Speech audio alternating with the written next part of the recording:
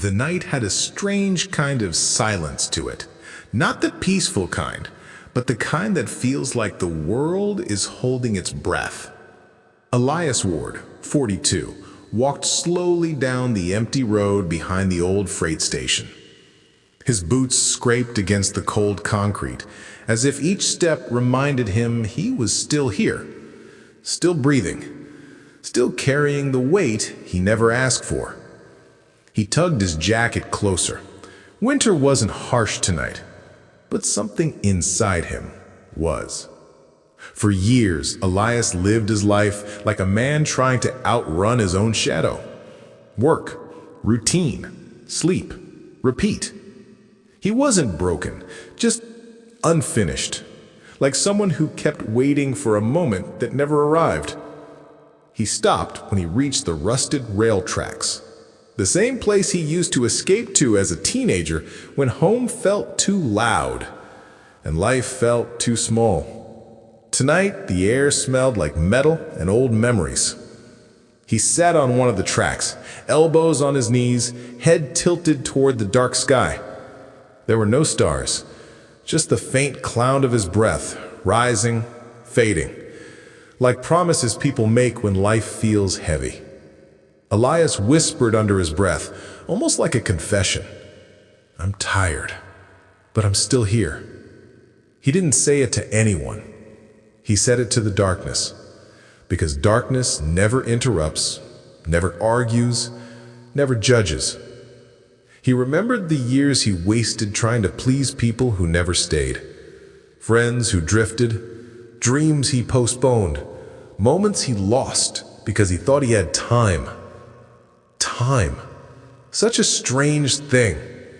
It gives, and it takes, without asking. He ran his fingers along the cold steel of the track. The metal felt real, alive, something solid, unlike the thoughts that kept slipping through him. A soft wind brushed against his face, carrying the smell of the river nearby.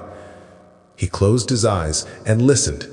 The distant hum of the city, the soft echo of water, and somewhere, very faintly, the beating of his own heart.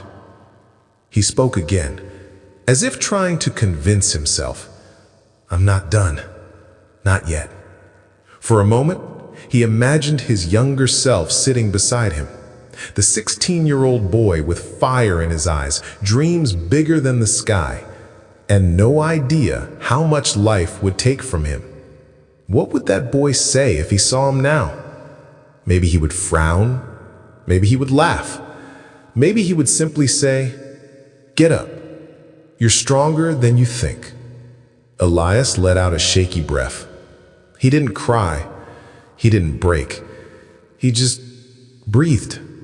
For the first time in months, he let himself feel everything he kept hiding behind small smiles and long workdays. The wind grew colder, but it didn't bother him anymore. He stood up slowly. His knees cracked a little, age reminding him it has its own way of speaking. He looked down the long stretch of tracks disappearing into the distance. For years he feared that distance, because he never knew where it led. Tonight, though, he didn't need to know. He just needed to move. Elias put his hands in his pockets and started walking.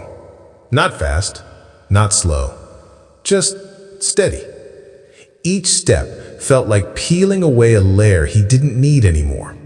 Old guilt, old fears, old versions of himself that no longer fit who he was becoming.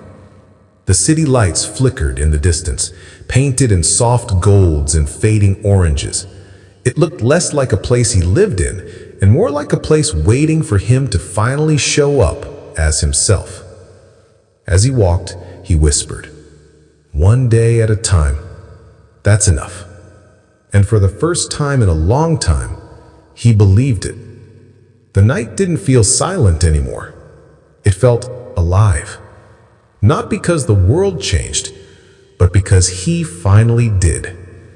Elias Ward kept walking, his shadow following quietly behind him, No longer something to outrun, but something he could finally walk beside. And somewhere deep inside him, a place he almost forgot existed, a small spark lit up. Not hope, not joy, something simpler, something softer.